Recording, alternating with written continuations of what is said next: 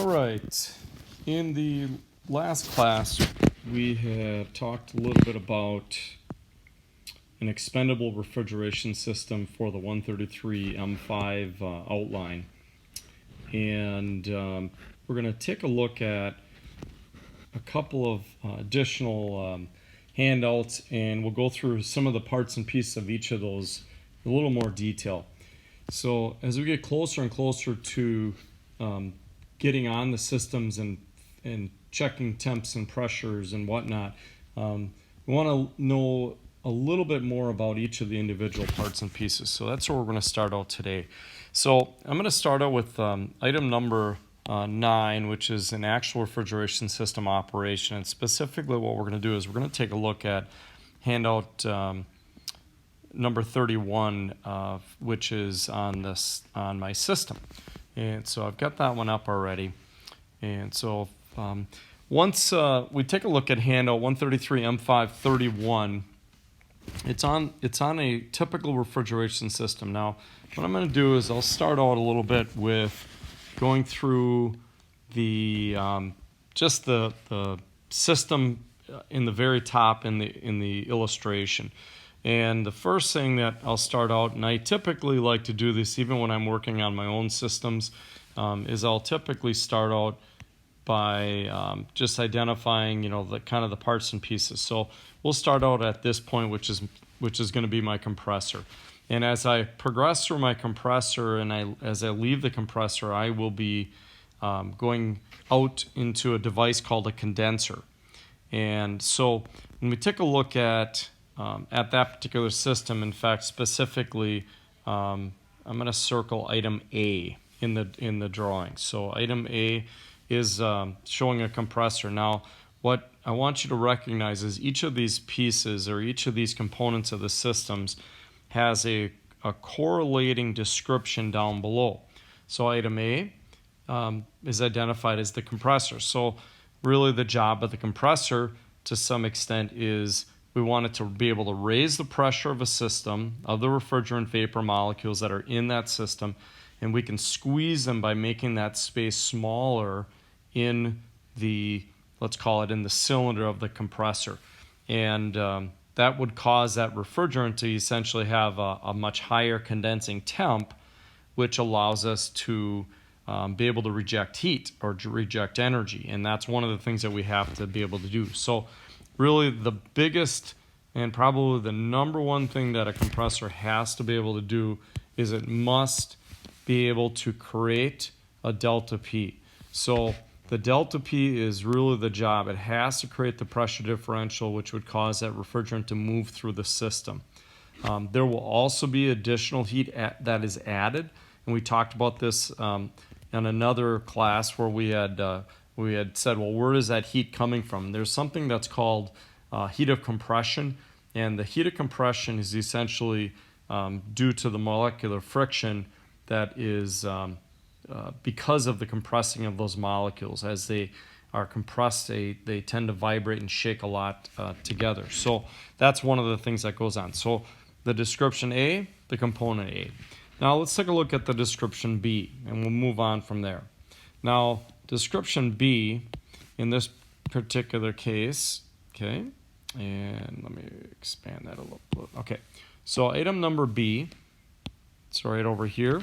So that talks about being the condenser, and the condenser is going to transfer heat from a very high pressure, hot refrigerant vapor that would have left that compressor, and it would have put it to, it has to be able to somehow be able to reject that heat to the cooler outside air, or the cooler component. Typically, if we look at it from a condenser being located outside, which is or in a space that's let's say cooler than whatever that refrigerant ends up being, it will cause a rejection of heat out of that condenser to the whatever it is that it happens to be located in. So, and typically that's outside air, we would usually say. So for the sake of our discussion, we're going to be considering that it's to the relatively cool outside air. Now, this is going to cause something that's called condensation. Now, the good thing about this is that condensation is one of those that we we've got to have happen as the vapor molecules, we're going into a condenser. So we're basically leaving this, and I want to point a couple of things out. You're going to notice in your drawings, you're going to notice that there are, in this case, we have dashes. All those little dashes in there are essentially vapor molecules. So they're vapor molecules that are working their way into the condenser. And then we're going to reach a point where we're going to say we're going to be 100% saturated vapor, which would basically mean that I'm going to cool that refrigerant down to the point where I actually have the ability to condense the refrigerant, is what we would be looking at that. Now, once I get to that point, now I can actually start to change some of those vapor molecules into liquid molecules. So you'll notice from this point of 100% saturated vapor, we're actually going to change to, we're going to change it to some liquid vapor mix. And in this particular case, you'll notice in the illustration that there's a whole bunch of liquid vapor mix molecules. And as we progress further and further into this condenser, we're actually going to see additional molecules change. And this is something that is kind of an expectation that we would see on all of our systems. And then, of course, as we progress through that condenser, we would expect the saturated liquid molecules, once we reach that point where we've condensed every molecule that was vapor into a liquid, then we can, of course, have it where we have 100% saturated liquid. Now, that just simply means, and again, you have to go back to the definitions that we dealt with early in the semester, and where we looked at what is a saturated liquid, 100% saturated liquid. And as you recall, a 100% saturated liquid is a liquid that is at saturation. It is at the condensing point. It's at the boiling point. So in a condenser, we typically refer to it as it's at the condensing point. So that means we've got all the liquid, all the molecules have actually gone to the point where they have condensed into a liquid, and that's where they're at. So in this particular example, we happen to have a 105 degree condensing temp that's identified up on top here. And the 105 degree condensing temp, as a result of the pressure in the system, which was 210 psi, which told us what that basically told us that it was 105 degrees. That means that we know that it's going to condense and it's going to evaporate, and it's all those things at that pressure, at that temp. And then, of course, it's going to condense liquid molecules a little bit further, once they're all condensed, then it would be a matter of dropping the temp a little more. And we're going to use, what we're going to essentially do is change it from the standpoint of where, all right, now we're all liquid, now let's go ahead and we're going to stay liquid, but we're going to actually do some additional cooling, and that would be what we call subcooling. So those are, and that's what's identified here about the liquid is then subcooled in the condenser before it leaves. So this particular handout, just for your information, this is probably one that as we progress through the rest of the semester, you're really going to want to be looking back at this as a guide as you learn these systems a little bit deeper. So now, as I progress out of the condenser, and I move out of the condenser and all the way into a device on the liquid line, we're going to basically go into item C. Now, item C, in this case, happens to be what we call the receiver. And item C, the job of item C is it needs to store any of the extra liquid refrigerant that is maybe not stored in the condenser, but it would be in some systems, especially systems that have TXVs or what they call thermostatic expansion valves, specific metering devices, they tend to require a receiver to help us deal with, let's say, the changes in the capacity of the system or the need for more or less capacity. I'll talk more about that in a little bit later. So for now, I'm trying to be top level on this. So not all systems indeed have it. Now let's go and progress out of this receiver, and we're going to go into item H. And item, or actually of the big systems, I guess we can look at item D. We'll keep in this. So item D is going to be, so as we progress through here as a liquid, now we go into a component that's called a metering device. And the job of that metering device is to decrease the pressure that was elevated in that compressor, and now its job is, as we made it into a liquid, we want to drop its pressure down so we can somehow be able to absorb heat. Because right now the problem I'm going to run into is the temperature in this liquid line is too warm for me to be able to cool let's say, if it were my refrigerator, I might be trying to maintain 37 degrees.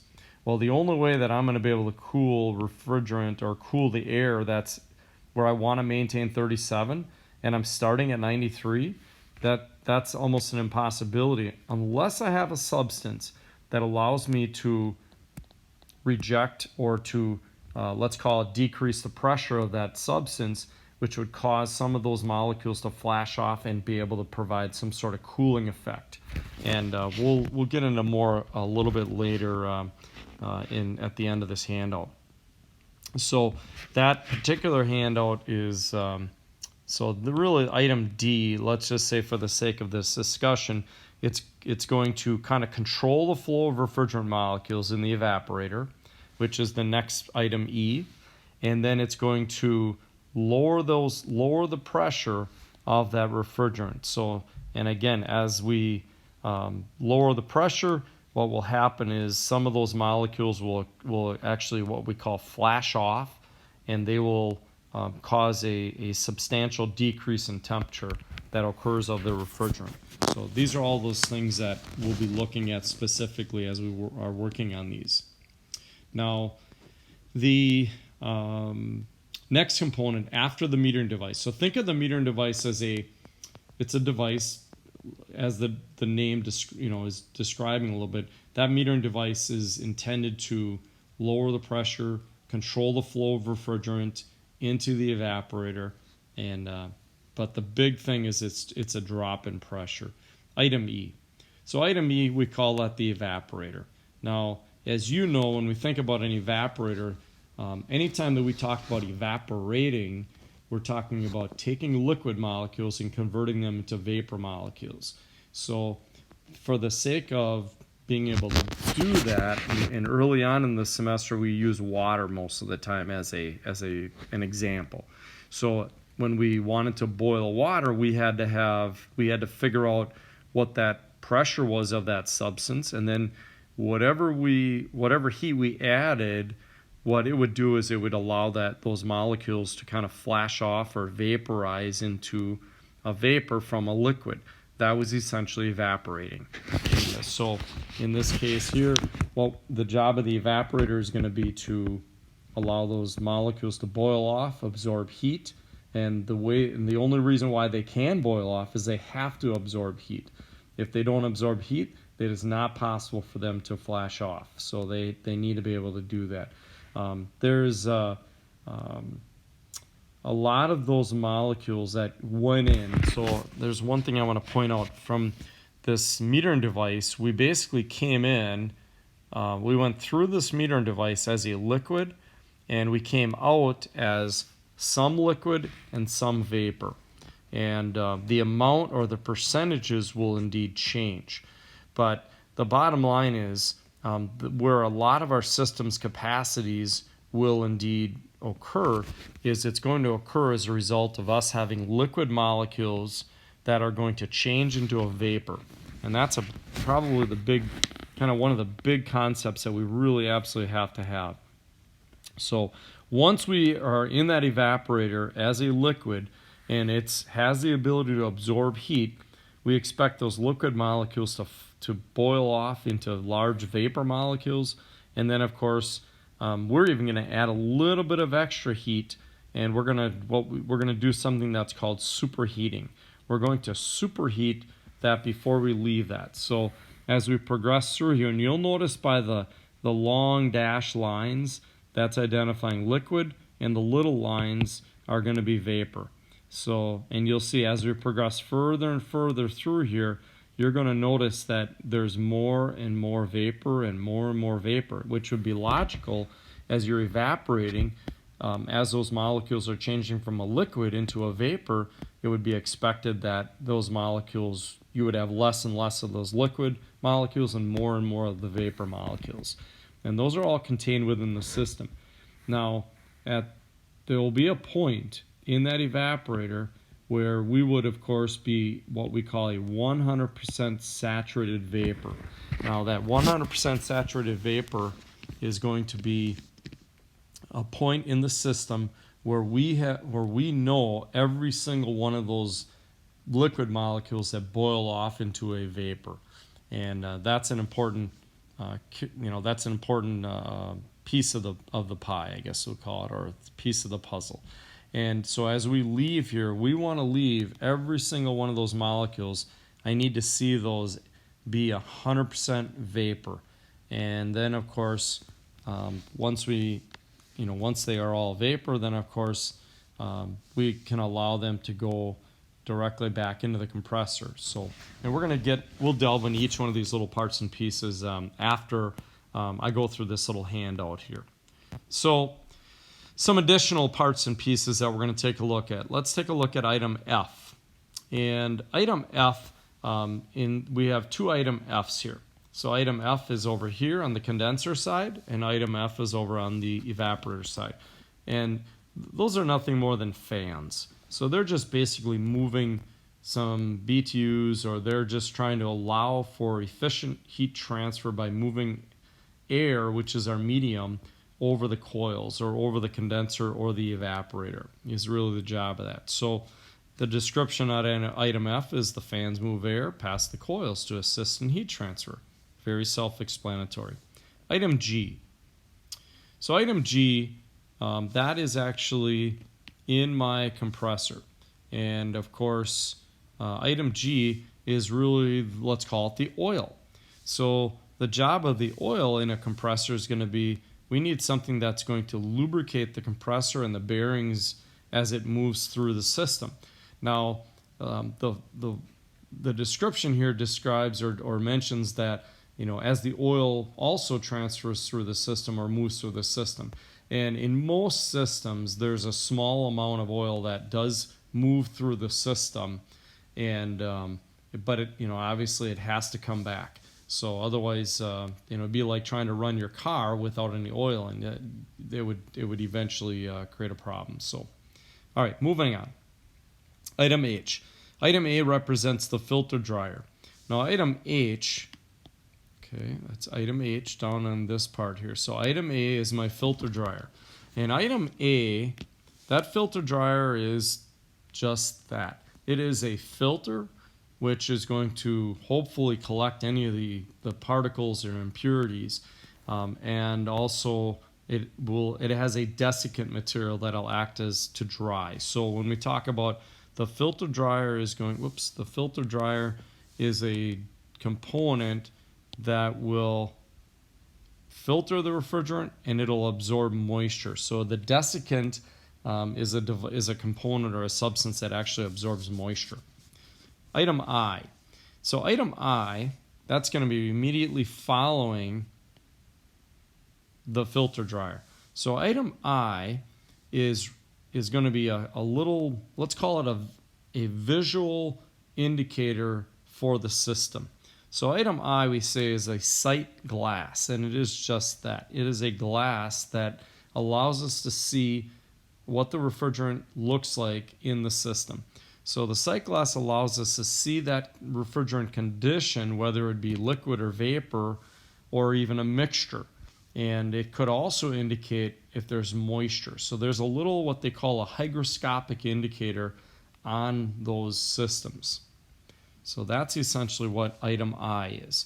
And I'll go more into those a little bit more. So item J, the accumulator. It protects the compressor from liquid flood back and aids the system in oil return. And again, it is also not in all systems. So let's take a look at J. Now item J is on the low side of the system, item J. Now item J has it's kind of a tank that allows any vapor or maybe even some liquid to kind of flow into this little receiver device or this little accumulating device. And of course, this little loop that is shown in here, that little loop will allow the vapor molecules that would be in this device to kind of flow down and back into that line and into the compressor. So if there would be any liquid oil or any liquid refrigerant, it would actually drop into the bottom of the canister, and it would have to fill all the way up until you reach the top of that cylinder before liquid would be allowed to go into the compressor. And that's really important, as we all know that we cannot compress a liquid. So now the liquid oil that would be in that system has to also be somewhat moderated. You can't have an extensive amount of liquid oil that would flow into the compressor. It has to be very controlled, or we would damage that compressor. So that's a little bit on the kind of where they're located in the system and what their main intent is on all of these systems. All right. My note down on the bottom here, okay, I'll highlight that one. That note on here just identifies, refrigeration system must contain only refrigerant and refrigerant oil. There must not be any air or any other contaminants in that system. And that is exactly why we evacuate systems using a vacuum pump, where we put our systems into a deep vacuum as we possibly can to try to pull any contaminants out of the system. So before we would put refrigerant in these systems. So that's typical of what we would do. All right. So a little bit on the description on our above here, and a couple of things that I'm just going to kind of note here. So on this particular image, we have several temperatures and delta T's and temperatures of the refrigerant and so on and so forth. So one of the things that we do when we're looking at checking a system and its performance is we've got to look closely at what each of those temps are to know if that temperature or if that pressure would be appropriate for a system. So we're going to take a look at that in the image down below a little bit. All right, so in this particular system, on the second page of this one, okay, what we're going to take a look at is it's kind of the let's call it a simplified version of what was above. And in this particular example, we're going to take a look at the two pressures of the refrigerant in this system. And the first one we're going to take a look at is going to be the high side. And the high side pressure is going to be 210 psi. Now 210 psi, and the substance is identified as refrigerant 22. Now that refrigerant 22, with a pressure of 210 psi, we know that it has a condensing temp of 105 degrees. Now how we get that is from our temperature pressure chart, very similar to the first worksheet you had to do in this module. And so that tells us that it condenses at 105 degrees Fahrenheit, now at 210 psi. Now we know that the vapor molecules are going to travel through into the system until we reach 100% saturated vapor. And then we know at that point we're going to start to condense some of those molecules, and you'll get some more liquid and some more vapor and some more liquid and some more vapor and a little bit more liquid. As we travel further and further, we're going to have more and more liquid. And then we'll reach the point where we are at 100% saturated liquid. And then, of course, at that point, we're actually allowed to, at that point, we should be allowed to cool it even further now.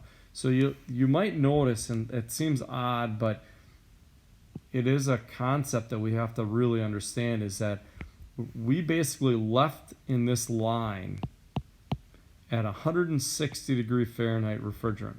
And that's kind of one of those that we can predict based on the pressures and based on temps that we measure through a system.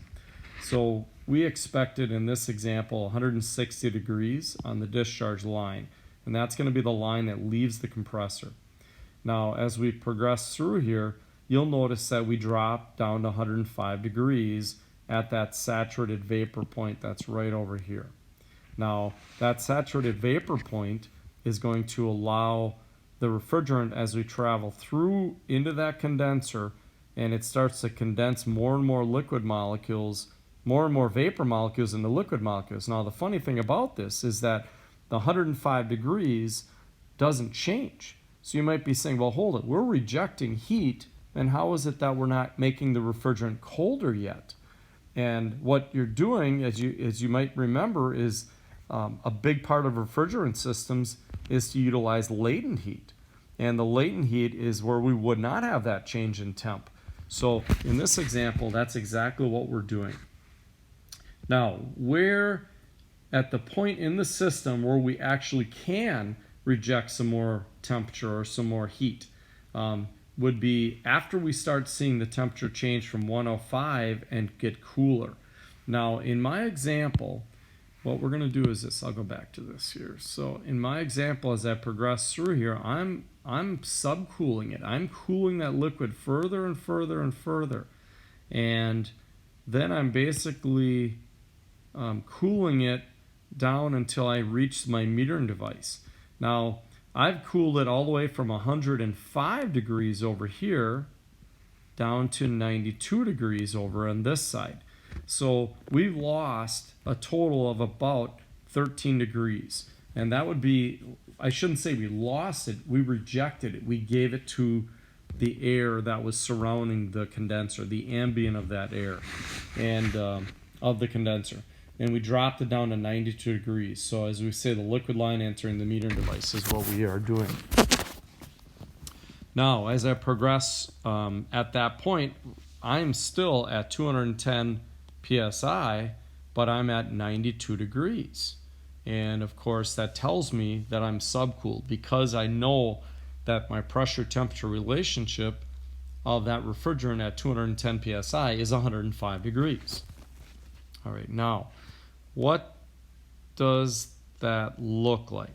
So what I want to start out with here is I'm going to start out on the conditions of the refrigerant that we entered in the compressor that's over here. The conditions of that refrigerant were we entered at 40 psi and 46 degrees. And we left at 210 psi and 160 degrees. So this line on the bottom part of this, what that represents is to go from the 46 degrees right here that I'm highlighting, okay?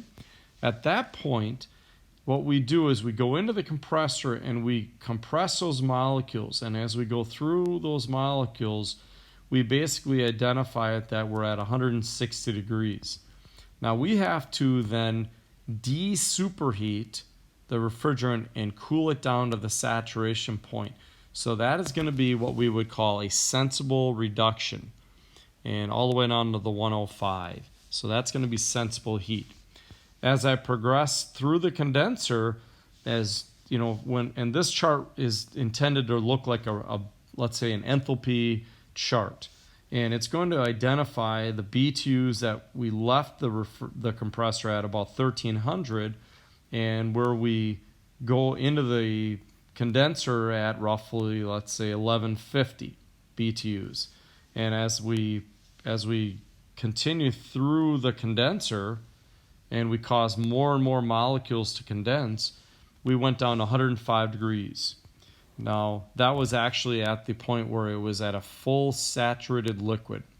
Now, we had to cool the refrigerant. And of course, the cooling of the refrigerant is we're going to cool it down a little bit more, down to 92 degrees. Now that 92 degrees was the drop from 105 to 92 represented a temperature reduction with which resulted in some sensible BTUs. So by the time we're in and out of this condenser, there are hundreds and hundreds of BTUs that we have rejected in this example, that we were able to either reject or absorb. And one of the things that's really kind of fundamental in refrigeration is that there is an incredible, I would say, a high level of transfer of BTUs. So you're going to be, whatever you're doing from one side of the system, you're also doing on the other side of the system. So we spend a whole lot of time rejecting BTUs and absorbing BTUs, and rejecting BTUs and absorbing BTUs. So that's really what the illustrations are intended to show. We'll be doing quite a bit of this as we are working on the actual systems to show how this functions, and what just to provide more meaning to those. Now, as I progress into the evaporator or into the metering device, so this metering device that is shown here in yellow, now that metering device, we're going to, as you know, is going to drop pressure. So we literally are going from 210 down to 40 psi. Now that's what is shown here in the expansion device. Now the funny thing about it is the expansion device is a device that is, there really isn't any loss of BTUs, and it's hard to understand that because it's a process that you'd look at and you'd say, well, we just came in at 210 psi and we left at 40 psi, and how could there not be of any loss of BTUs? Well, there's in what happened was we transferred kind of one form of energy into another form of energy. So we as we reduce the pressure, we caused a reduction in temperature, and that meant that it had to absorb some of those BTUs that were in that high side and that higher pressure, and we had to kind of transfer it in the form of sensible reductions. And that's why there is a change of from 92 degrees on the high side into 17 degree refrigerant. And so we call that an adiabatic process. And so it's basically in the BTU or the enthalpy charts, we show those as vertical lines, which is because that's really what they are. There's a temperature change, but there's not a pressure change, or I'm sorry, there's not a BTU change in there. So, all right. So as we come out of the metering device, and as we travel through here, we're kind of a, let's call it we're kind of a liquid with some vapor, and a liquid with some vapor, and a liquid with some vapor. And as we progress through here, we're just a liquid vapor mix until we reach the point where we're 100% saturated vapor. And so what's happening then, as I was traveling leaving the metering device is at this point, and I progress all the way from this point E, which is shown here, that point E, as I progress through that saturation line in the evaporator, I eventually will reach a point where I'm at a saturated vapor, where I have boiled off all of that liquid. Now, all of that liquid, as I boiled it off, now I have the ability to actually absorb some additional heat that's going to be in the form of sensible heat.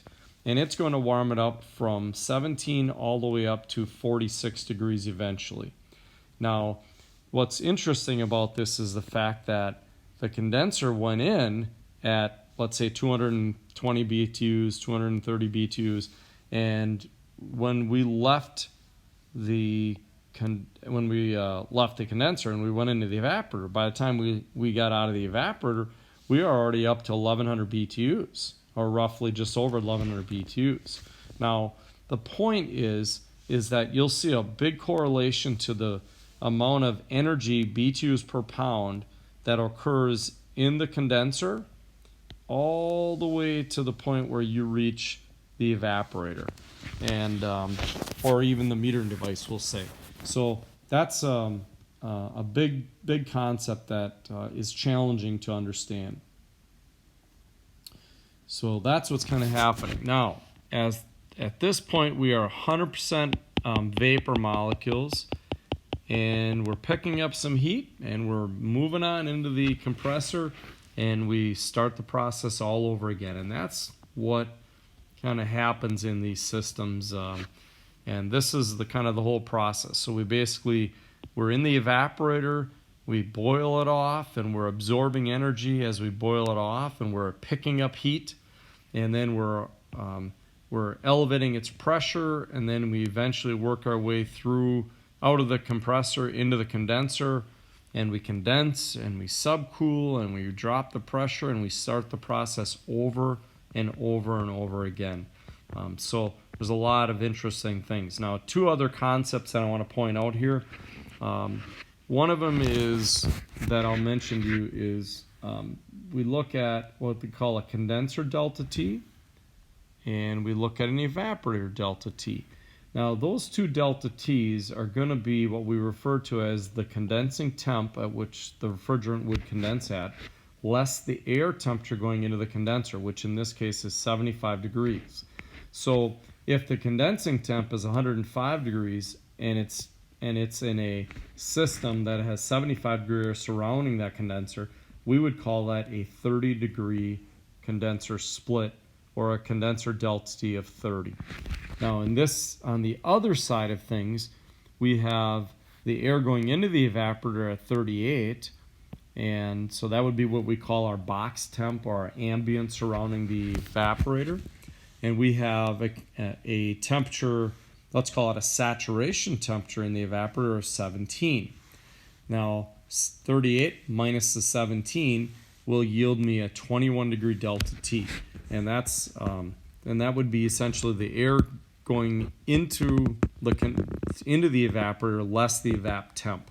And of course, we want all of those, let's call it delta T's, they have to be within the, let's call it the normal design limits in order for a system to function correctly.